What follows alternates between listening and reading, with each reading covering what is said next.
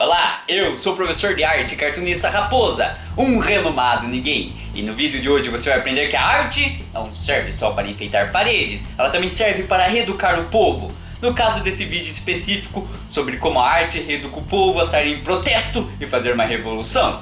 E você pode estar se perguntando, bom, mas e daí? Será que a gente não tem nenhuma arte contemporânea que esteja fazendo jovens saírem e reivindicar alguma coisa, fazer um protesto? Sacou a referência?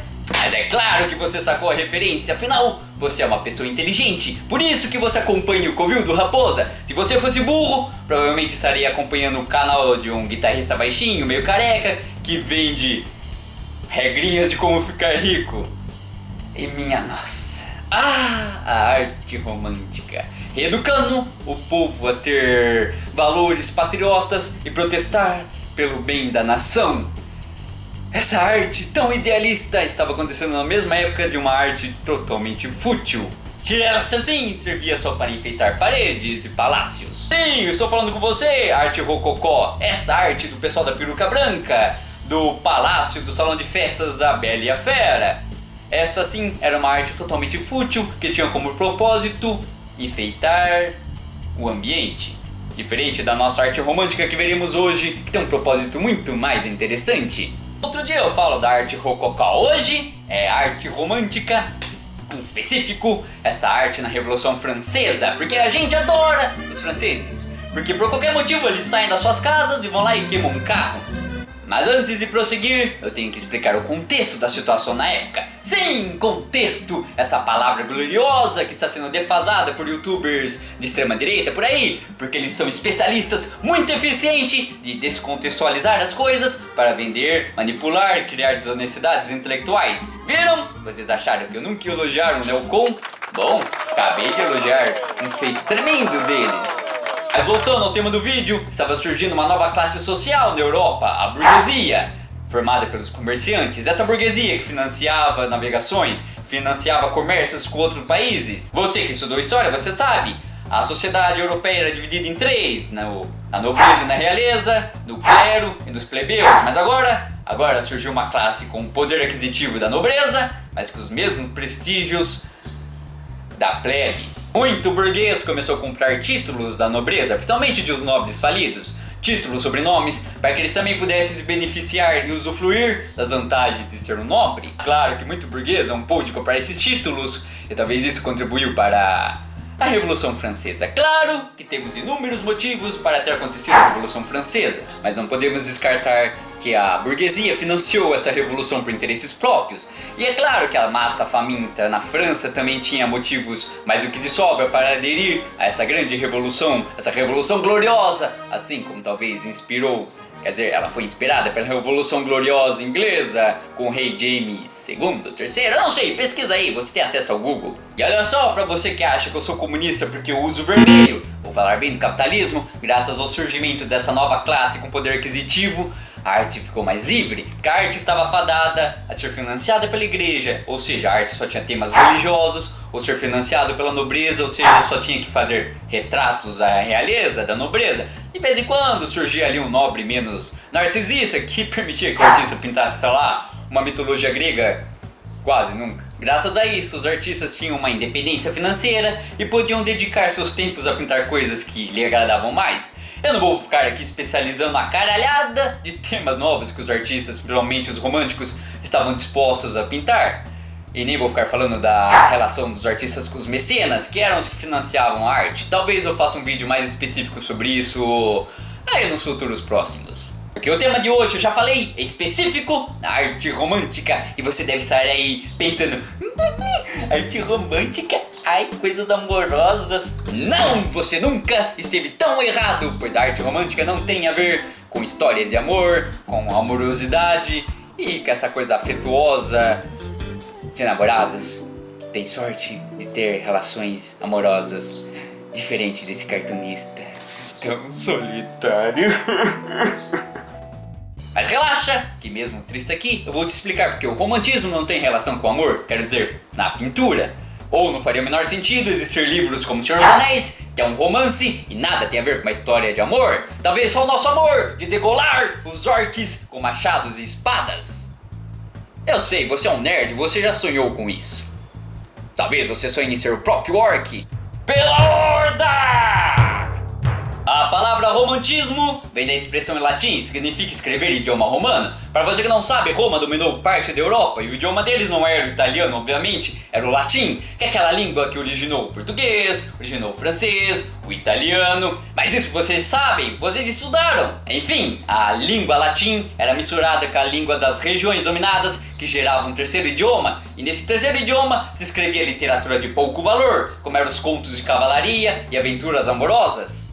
Então, um romance seria uma literatura de temas diversos, incluindo as histórias de amor. E agora eu admito a minha ignorância por não saber em que momento da história as histórias de amor passaram a ser o tema principal dos romances, o que acabou gerando o substantivo de romantismo, simbolizar amor, o amoroso, o romântico. E é claro que o cinema contribuiu com isso, porque quando foi inventado o cinema, foi inventado vários tipos de filmes, de terror, de aventura, e quando fizeram filmes de amor, resolveram chamar de romance. E eu espero que vocês tenham entendido. Se não entenderam, saiam do YouTube e vão lá pesquisar no Google e estudar um pouco. Mas não, antes de terminar de assistir esse vídeo inteiro. Bom, mas isso não explica porque esse movimento de arte chama romantismo. Porque como vimos, o romantismo passou a simbolizar algo que requer sentimento. Ou seja, o pintor romântico usa essa mística do sentimento para retratar as coisas ao seu gosto, à sua imaginação, tirando os padrões rígidos do realismo, do neoclassicismo. No vídeo de hoje, obviamente a gente vai focar nos pintores românticos, nos sentimentos patrióticos. Mas é claro que esses fatos não surgiram do nada, então antes eu vou explicar umas coisas da França para entender o que chegou à pintura francesa, à pintura romântica, focar nesses temas. A amante do rei Luís XV, Madame Pompadour, achava que a arte francesa estava muito frivola, ela queria algo mais viril. Provavelmente ela estava se referindo ao rococó como uma coisa mais boçal. Então estamos aí surgindo a raiz de alguém que quer revolucionar a arte. Então tinha uma figura na corte, um tal Marquês Dom Ambilrane, eu não sei falar o nome dele, tá aí escrito, você pesquisa aí no Google Tradutor e me conta aqui como é que se pronuncia esse nome francês. Ele era instituído de cuidar das edificações, portanto da arte, e ele era um patriota reformista, e como ele reformaria a sociedade sem reeducar o povo antes? É isso que nós, iluministas da internet, estamos fazendo. Estamos reeducando vocês aí, alienados por esses canais Elcom, que eles fingem que vocês pensam por conta própria, mas se alinham a pensar num tipo só de pensamento e te impedem de ver as outras mazelas e ver os outros contrastes da vida, que a vida não é feita só de preto no branco, tem enormes escalas de cinza. Tudo bem, agora eu estou dizendo que eu sou um importante fator na reeducação de jovens. Talvez eu seja, eu sou professor. Enfim, vamos voltar à história francesa e à arte romântica. Enfim, a academia na França não ensinaria só técnicas de pintura, mas ensinaria a moralidade. E é interessante ver aqui como eles estão usando o sistema contra eles próprios. Afinal, uma própria figura do governo está financiando uma reeducação na mente dos jovens pintores a serem mais patriotas, a serem revolucionários.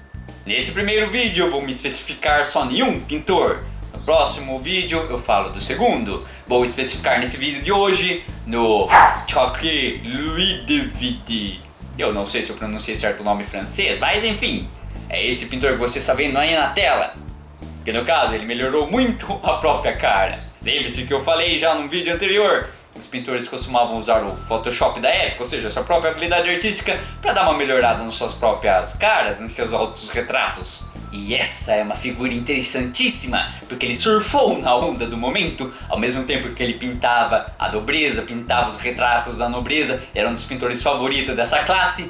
Ele paralelamente pintava obras que tinham como objetivo incendiar esse teor revolucionário no espectador. Mas claro que tudo tem um começo, ele não ia fazer pinturas explícitas incitando uma revolução, ele era mais sutil. Primeiro ele começou retratando cenas de mitologia grega, de histórias passadas, de figuras que foram injustamente punidas pelo Estado, de mártires e assim criar aos poucos um paralelo ao que acontecia na França atual, as pessoas injustamente punidas pela realeza francesa. Belisário Esmolado, aqui é a história de um general romano que foi injustamente acusado de algum crime pelo governo romano e passou sua vida na miséria, esmolando nas ruas. Juramento de Horácio é uma alusão à incitação a pegarem armas, que é a história de um pai que incita os filhos a batalhar por uma causa maior, mesmo que à custa da vida deles. A morte de Sócrates, outra alusão ao mártir, afinal Sócrates foi obrigado a tomar veneno pelo Estado, e assim é uma alusão a quando o Estado francês condenava à morte alguém injustamente, talvez.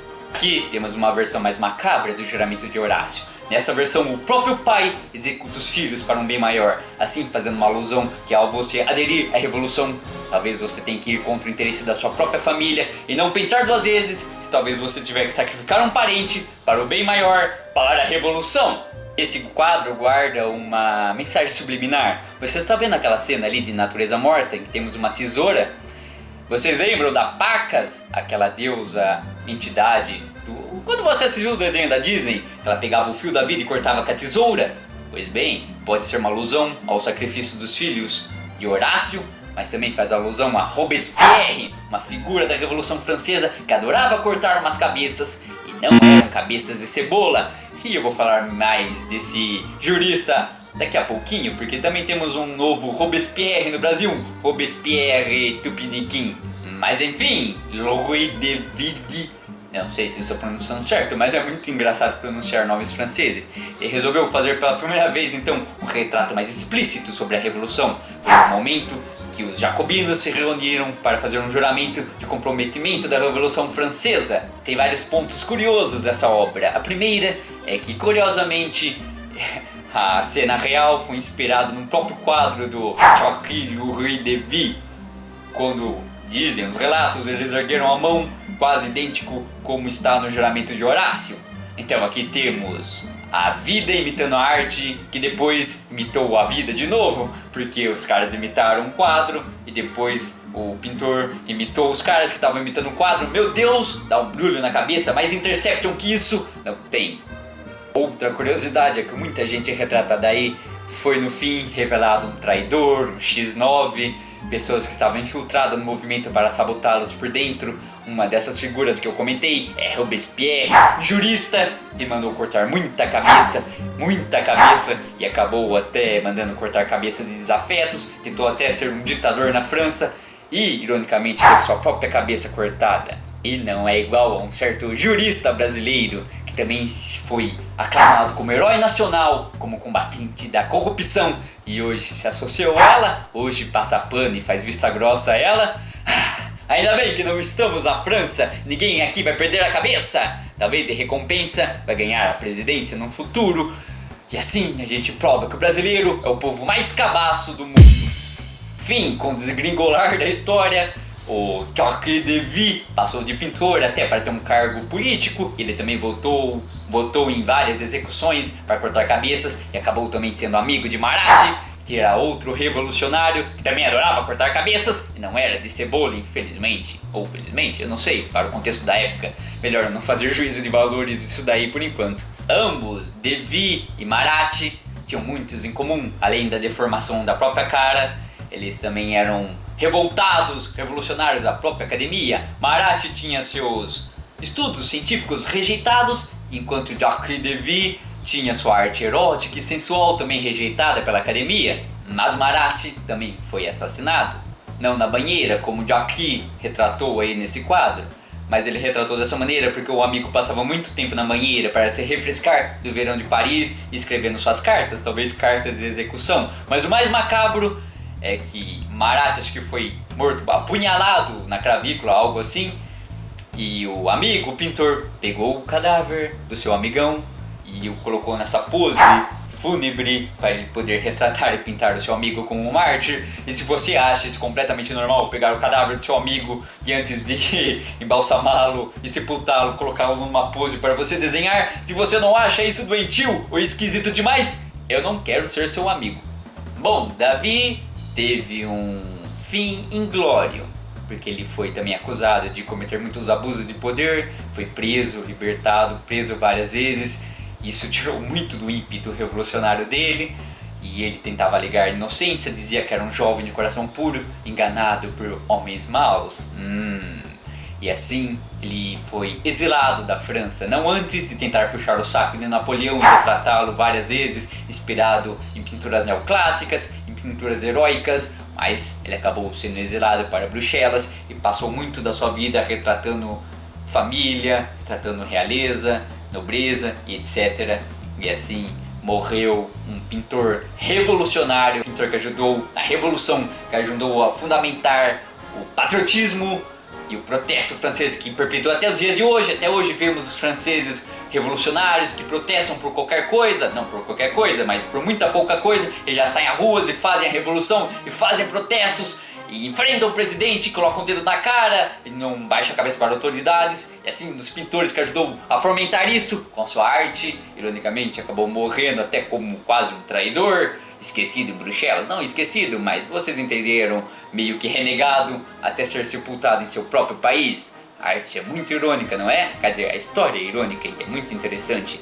Quando as pessoas se perdem no seu próprio brio, naquela revolução, quando estão liderando algo e acabam fazendo exatamente aquilo que elas combatiam. Quem sabe Delacroix tenha mais sorte, que vai ser o tema do próximo vídeo, ele que criou as alegorias. Não diga alegorias de carnaval, é outro tipo de coisa. Eu sou o professor de arte e cartunista Raposa, e como um artista, é bom você curtir, é bom você compartilhar, é bom você comentar, pois senão eu também vou fazer minha revolução desse país, e quem sabe eu não vou aí cortar sua cabeça por não ter feito nada disso. Abraço!